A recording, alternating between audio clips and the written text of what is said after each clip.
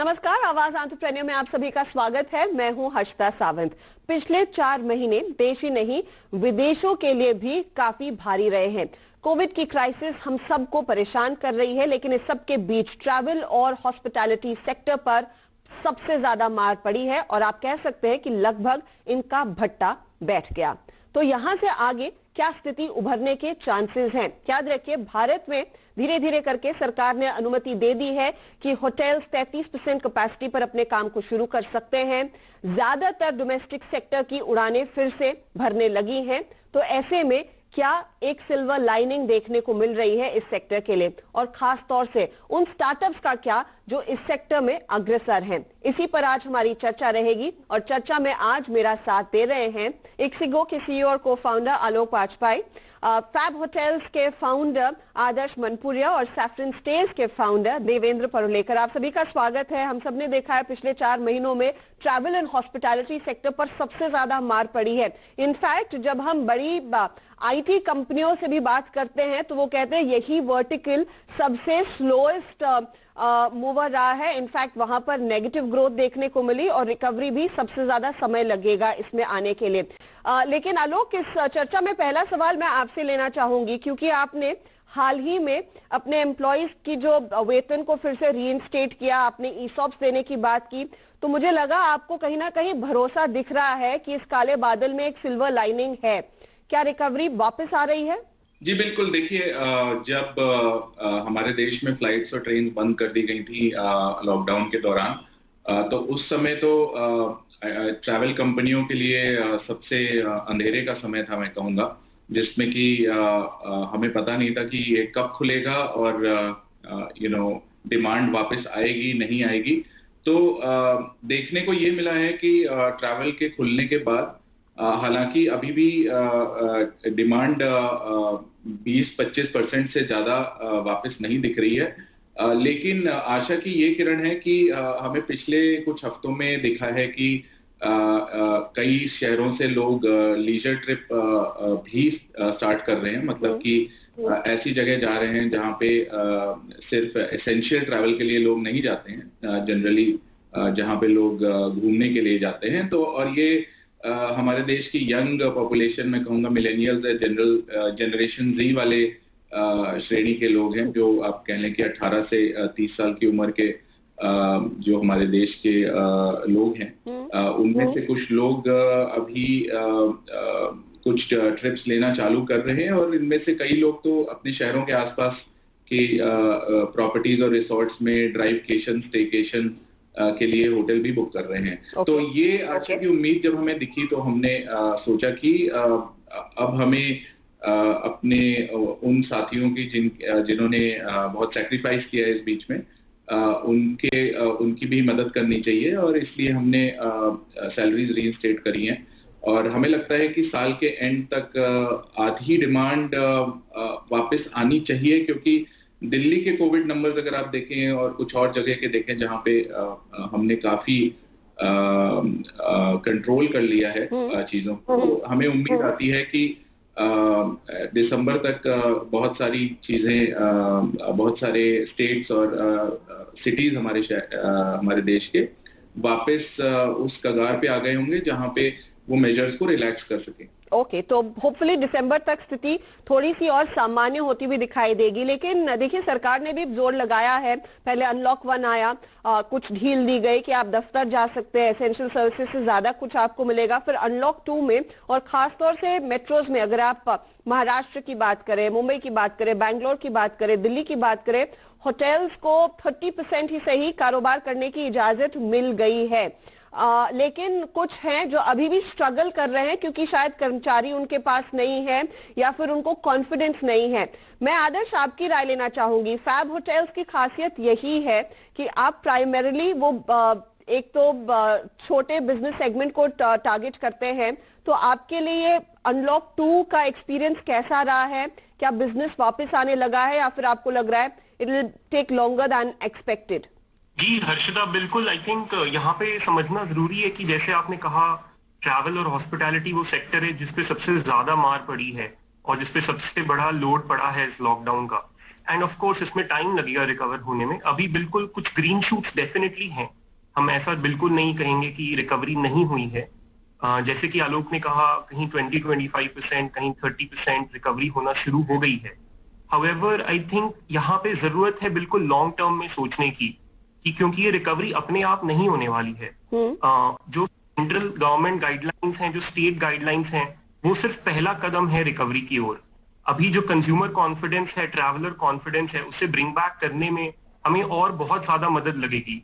तो यहाँ पे जो हमें जरूरत है, वहां पे हमें जरूरत है कि एक कंसिस्टेंट सेट ऑफ गाइडलाइंस बने अक्रॉस द कंट्री, जो एक कोऑर्डिनेटेड पार्टनरशिप रहे पब्लिक सेक्टर और प्राइवेट सेक्टर के बीच में, जहां पे हम वो ट्रैवलर कॉन्फिडेंस को रीइंस्टेट कर सकें, वापस ला सकें धीरे धीरे। At the same time I think public private sector यहाँ पे बहुत ही सक्रिय रहा है। इवन ड्यूरिंग द लॉकडाउन कैसे हम अपनी कम्युनिटी को सपोर्ट करें, whether it is free meals distribution, whether it is partnership with the government to provide rooms for quarantine purposes or for the Vande Bharat mission, even supporting our medical warriors during these times through hosting them at our hotels at subsidized rates, कम रेटों में उनको rooms provide करना, ताकि वो घर जाके अपनी community में और ज्यादा infection ना spread करें, safe रहें, उनको comfortable रहे। तो इन initiatives तो हम बहुत सक्रिय रहे हैं, not just Fab Hotels, पूरा industry बहुत सक्रिय रहा है, and I'm sure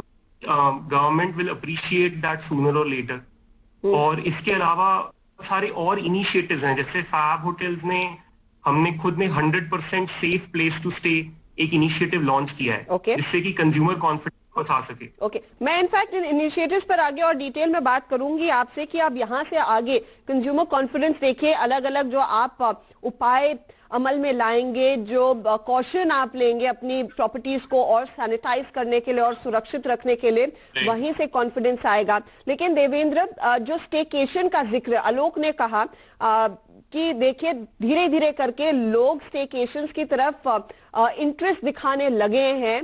बैंगलोर के आसपास हमने देखा है लोगों की रुचि बढ़ी है, मुंबई के आसपास वाले इलाकों में, और ये वो पॉकेट्स है जहां पर आपका बिजनेस है। तो आपको क्या लग रहा है कि प्री कोविड स्तर तक आने में कितना समय लगेगा और क्या इंटरेस्ट आया है लोगों की ओर से अब तक? तो सैफरन स्टेज का जो बिजनेस है वो प्राइमरली मेट्रो सराउंडिंग है, यानी हम प्राइवेट वेकेशन होम्स देते हैं और वीकेंड स्टेज, जहां मेट्रो से आप पक चुके हो तो आपको वीकेंड गेटअवे के लिए आपको 2 से 3 घंटे के ड्राइविंग डिस्टेंस में आपको जाना है और एक प्राइवेट लग्जरियस विला आपको रेंट करना है।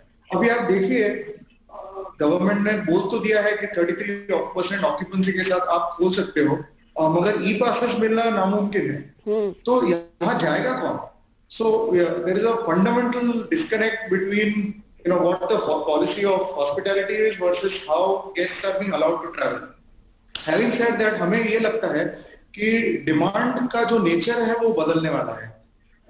एंड 8 तारीख से जब से हमने हमारा ऑपरेशन शुरू किया है, हमारे IVR में और कॉल सेंटर में और वेबसाइट पे जो इंक्वायरीज आ रहे हैं वो भर के, यानी डिमांड की एब्सोल्युटली कोई कमी नहीं है। मगर जो प्रोडक्ट जो हमने चेंज किया है वो ऐसे किया है कि अभी आप वीकेंड के लिए नहीं जाओगे, आप 15 दिन के लिए जाओगे, 1 महीने के लिए जाओगे, आप बड़े ग्रुप में नहीं जाओगे, आप छोटे ग्रुप में जाओगे, या सिर्फ आपकी फैमिली या 2 फैमिली साथ में जाएंगे और पूरा विला यूज करेंगे। आप सोचिए, अगर हम अब ये जूम कॉल पे है और मैं अपने ऑफिस में हूँ, आप अपने ऑफिस में हो, हाउ डज इट मैटर मैं लोअर परेल से ऑपरेट करूँ या अलीबाग से ऑपरेट करूँ या गोवा से ऑपरेट करूँ?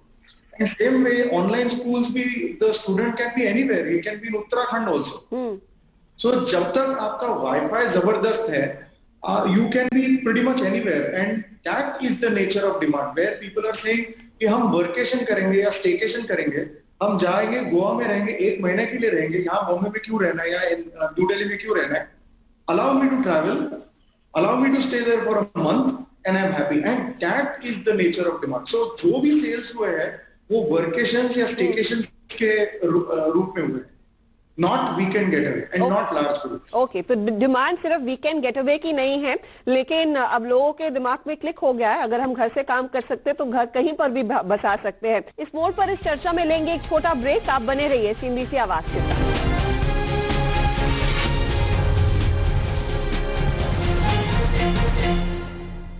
Welcome back. आप देख रहे हैं आवाज एंटरप्रेन्योर और आज चर्चा हो रही है ट्रैवल और हॉस्पिटैलिटी सेक्टर कितनी जल्दी कोविड की क्राइसिस से उबर पाएगा। मेरे साथ है इक्सिगो के आलोक बाजपेयी, फैब होटल्स के आदर्श मनपुरिया और सैफरन स्टेज के Devendra Parulekar. Coming back to Alok, क्या आपको लग रहा है फिर जो नॉर्मल ट्रेंड्स हम देखते थे, ऑफ कोर्स अनफॉर्चुनेटली हमने देखा है इस कोविड की क्राइसिस के चलते वो समर वेकेशन का पूरा जो अच्छा सीजन रहता है वो हॉस्पिटैलिटी सेक्टर ने पूरी तरह से मिस कर लिया। ट्रैवल इंडस्ट्री पर भी इसकी काफी ज्यादा मार पड़ी है। लेकिन जो अगला सीजन आएगा वो जो नॉर्मली दिवाली दशहरा आपके लिए पीक रहता है, वहां पर भी थोड़ी सी डिमांड अलग होगी। क्या लोग प्रेफर करेंगे कि मेट्रोज के आसपास वाले इलाकों में ज्यादा समय बिताना या फिर सीधे अपने परिवार से मिलने जाना? क्या वहां पर आपको लग रहा है आपकी कमाई होगी? It may not be the big ticket flights to perhaps a Thailand और अ यूरोप, लेकिन इंडिया बाउंड ट्रैफिक ही बढ़ता हुआ दिखाई देगा। जी बिल्कुल, उम्मीद ये है कि डोमेस्टिक ट्रैवल यहाँ पे ज़्यादा मजबूत रहेगा जब लोग वापस आएंगे ट्रैवल करने के लिए। और Dussehra Diwali will be the ultimate test. मतलब दशहरा दिवाली से लेके क्रिसमस न्यू ईयर तक जो हमारा सेकेंड पीक सीजन रहता है ट्रैवल इंडस्ट्री में, इस साल वो असली टेस्ट होगा कि क्या तब तक लोगों का कॉन्फिडेंस वापस आएगा घर से निकलने का, और क्या वो किस तरह की डेस्टिनेशंस प्रेफर करेंगे।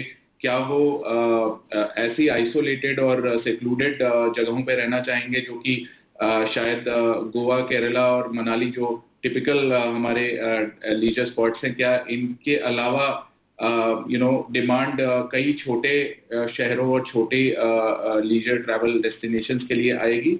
ये देखने वाली बात है। अगर हम चाइना और यूएस और बाकी जगहों के एग्जांपल देखें तो वहाँ पे जैसे जैसे डिमांड वापस आई है, शुरू में लोगों ने बिल्कुल ये स्टेकेशंस और ड्राइवकेशंस की ओर कदम बढ़ाया है, क्योंकि यहाँ पे आपको किसी और के साथ ट्रैवल नहीं करना पड़ता है। लेकिन जैसे जैसे कॉन्फिडेंस वापस आया है, जैसे कि लोगों ने देखा है कि फ्लाइट पे भी सेफ्टी और प्रिकॉशंस के साथ लोग ट्रैवल कर सकते हैं, तो हमारी उम्मीद है कि लोग उन जगहों में जाना प्रेफर करेंगे जहां आबादी थोड़ी कम है और जहां पे ऐसी प्रॉपर्टीज उपलब्ध हैं जहां पे कमरे दूर दूर हो या फिर इंडिपेंडेंट विला हो या पूरी प्रॉपर्टी वो खुद ऑक्यूपाई कर सके। तो क्या कुछ और नई चीजें आप कर रहे हैं वो कॉन्फिडेंस लोगों में दिलाने के लिए कि देखिए आप हमारे प्रॉपर्टीज में आकर रह सकते हैं, यहाँ से काम भी कर सकते हैं और आप सुरक्षित रहेंगे हमेशा? क्योंकि इस समय सबसे पहला दिमाग में वही खटकता है कि अगर मैं कहीं बाहर जाकर रहता हूँ या रहती हूँ,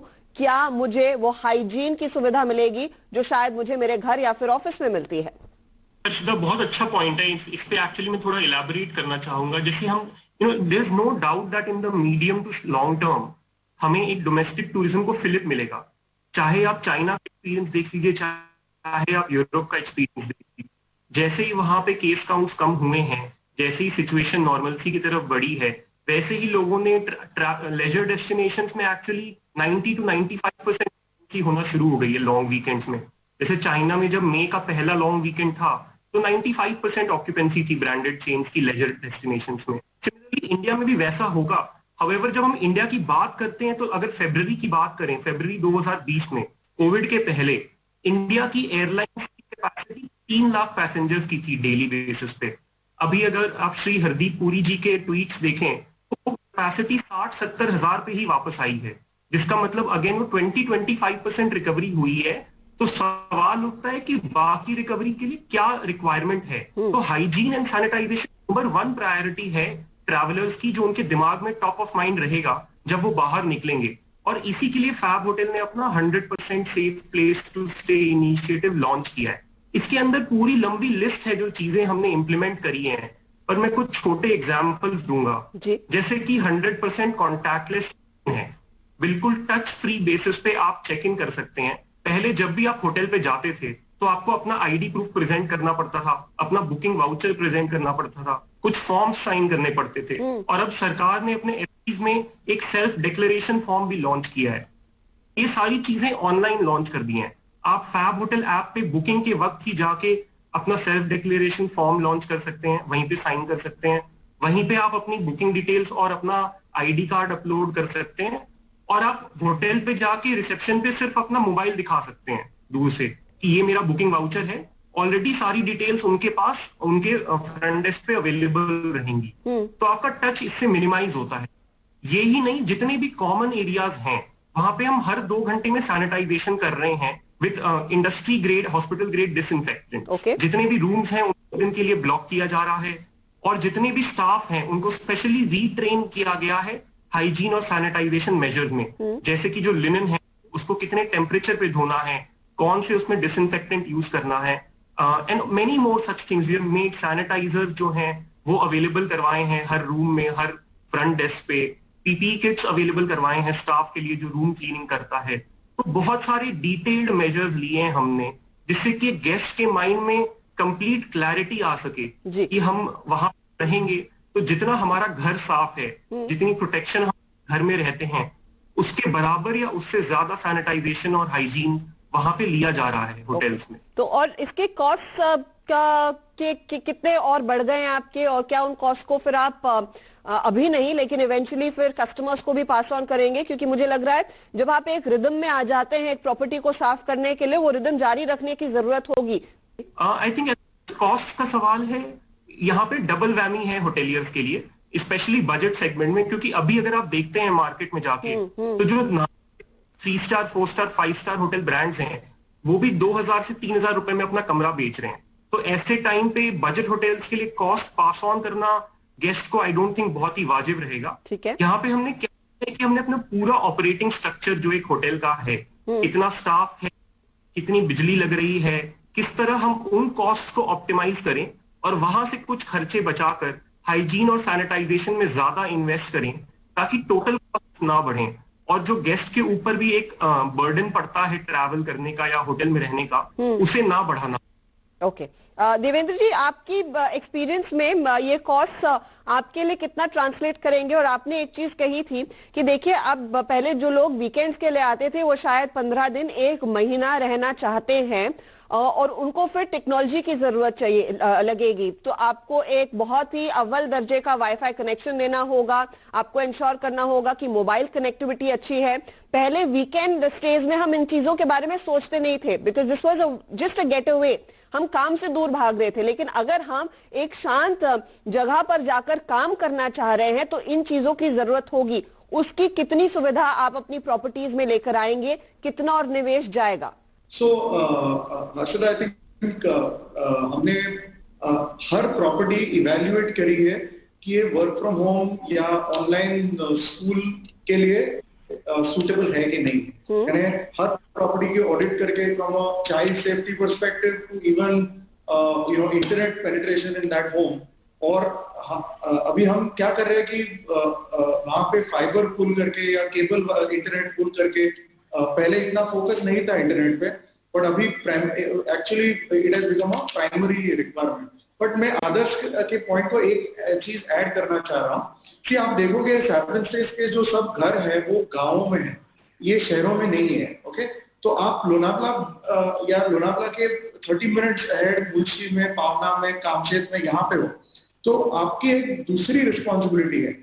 आपकी रिस्पॉन्सिबिलिटी ये है कि ना कि सिर्फ आप अपने गेस्ट को प्रोटेक्ट करो, बट आपको ये भी देखना है कि आप वायरस को वो विलेजेस में ना लेके जाए और you don't become a reason for infecting the local villagers. So I have a two way, दोनों साइड पे मेरी रिस्पॉन्सिबिलिटी है, मेरे स्टाफ को और विलेजर्स को प्रोटेक्ट करना है और गेस्ट को भी प्रोटेक्ट करना है। एंड इसीलिए हम जो वीकेंड गेटअवे जो था उसे टोटली बंद करके ओनली लॉन्ग टर्म स्टेज पे फोकस कर रहे हैं। इसलिए कि हम गेस्ट का कोविड नेगेटिव सर्टिफिकेट करके या ई पास करके पूरे लीगली जाके पंचायत से कंसल्टेशन करके कि भाई ये सेफ्टी मेजर्स हम इम्प्लीमेंट कर रहे हैं, उनको सरपंच आके चेक करते हैं, उनकी टीम आके चेक करती है। So our responsibility. इसका आपके ओवरऑल रेवेन्यू पर कितना असर पड़ेगा? क्योंकि वीकेंड गेटअवेज में आपकी कमाई हो जाती थी, अभी लोगों से वो कमिटमेंट लेना क्या वो आपके रेवेन्यूज पर भारी नहीं पड़ेगा या फिर आप वो रेवेन्यू सैक्रिफाइस करने को तैयार है एट द मोमेंट? तो ये डिपेंड करता है हमें कहाँ अलाउ किया जाएगा ऑपरेट करने के लिए। फॉर एग्जांपल हमने अलीबाग जो लॉन्च किया 8 तारीख को, अभी 7-8 दिन में नहीं हुए पूरा अलीबाग सेक्टर मेरा सोल्ड आउट हो गया। एक बंगलो भी बचा नहीं है जहाँ 1-1 महीना के ऊपर स्टेज नहीं है। सो अगर हमें for example Lonavala currently complete lockdown में है, करजत कंप्लीट लॉकडाउन में। जिस दिन खुलेगा हमें 100% गारंटी है पूरा फुल हो जाएगा। But we should be allowed to operate and allowed to give e passes, और कस्टमर्स को ई पास मिलना पॉसिबल होना चाहिए। फैक्ट गाइडलाइन में थोड़ी सी और राहत मिलेगी तो बेहतर रहेगा। अच्छा, आखिरी सवाल फिर आलोक और आदर्श आपसे यही रहेगा कि गोइंग फॉरवर्ड आप लोगों की रेवेन्यू प्रोजेक्शंस क्या रहने वाले हैं?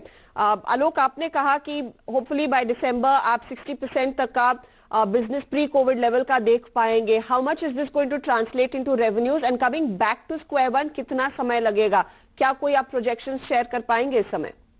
हाँ जी, बिल्कुल। तो हम एक्सपेक्ट कर रहे हैं कि दिसंबर तक 50 to 60% बिजनेस वापस आ जाएगा। और यहाँ पे इम्पोर्टेंट बात एक ये भी है जो हमने बात शायद आज छेड़ी नहीं, लेकिन गवर्नमेंट का इसमें जो रोल है, सारे स्टेक होल्डर्स का जो रोल है टूरिज्म इंडस्ट्री के, उसमें बहुत ज़रूरी चीज़ ये है कि जितनी भी गाइडलाइंस हैं, चाहे वो लॉकडाउन से संबंधित हो, चाहे वो सेफ्टी गाइडलाइन से संबंधित हो, हमें एक कंसिस्टेंट वॉइस में एज अ इंडस्ट्री इनको पब्लिश करना पड़ेगा। और आज की डेट में आप देखिए, सबसे बड़ी प्रॉब्लम ये है कि अगर मुझे एक फ्लाइट या ट्रेन बुक करनी है तो मुझे एक जगह पे ये सारी इंफॉर्मेशन उपलब्ध नहीं हो पाती है कि क्या मुझे ई पास चाहिए, नहीं चाहिए, क्या वो शहर लॉकडाउन में है, और अगर लॉकडाउन में है क्या मैं एक कैब बुक करके घर जा पाऊंगा, नहीं जा पाऊंगा। और ये इतनी डायनामिक है कि हर हफ्ते आप देखते हैं एक नए शहर में कुछ नई गाइडलाइंस इशू हो जाती हैं। तो हम OTAs अपनी तरफ से ये सारी इंफॉर्मेशन एकजुट करके एक जगह पे पब्लिश तो कर रहे हैं, लेकिन कहीं ना कहीं सरकार का भी इसमें एक रोल है कि वो इसको जितना सरल हो सके बनाए, क्योंकि इससे और एंग्जाइटी बढ़ती है और इससे कॉन्फिडेंस और कम होता है अगर हम इसको इनकंसिस्टेंट वे में ऑपरेट करते हैं, जहाँ पे डेली ये गाइडलाइंस चेंज हो रही हैं। सिमिलरली इंटरनेशनल फ्लाइट्स भी एक इम्पॉर्टेंट फैक्टर रहेगा कि कितना डिमांड और बिजनेस वापस आता है। अगर इंटरनेशनल फ्लाइट्स को ऑपरेट करने की परमिशन अगस्त से मिल जाती है, जो कि हमारी उम्मीद है, और अगर थोड़ा बहुत भी वहाँ पे लेट्स से 10% 20% बिजनेस भी वापस आता है अगले 3 महीनों में, तो उससे काफ़ी राहत मिलेगी OTA इंडस्ट्री में, क्योंकि वहाँ पे भी आज की डेट में बिजनेस जीरो पे चल रहा है। तो मैं यही कहूँगा कि सारे स्टेक होल्डर्स अगर मिल के कॉन्फिडेंस बिल्डिंग मेजर्स ढंग से इम्प्लीमेंट करें और इन्फॉर्मेशन साथ मिल के डिसेमिनेट करें, कंसिस्टेंट इन्फॉर्मेशन, तो शायद मिलके हम लोग इसको 50% पे वापस दिसंबर तक ला सकते हैं। बहुत बहुत शुक्रिया आप सभी का हमारे लिए समय निकालने के लिए। तो बस मैं उम्मीद यही कर रही हूँ कि अगली बारी जब आपसे बात हो साल के अंत में, आप लोग हमें ये बताएंगे कि जुलाई से लेकर दिसंबर में आपने कितना रेवेन्यू गेन किया और कितना मार्केट शेयर आपने हासिल किया है। All the very best. ये ट्राइंग टाइम्स है, लेकिन मैं उम्मीद कर रही हूँ कि आपकी और आपकी सारी टीम्स यहाँ से आगे ग्रोथ दिखाने में कामयाब रहे। चलिए, इसी के साथ आवाज एंटरप्रेन्योर में इस हफ्ते इतना ही। नमस्कार।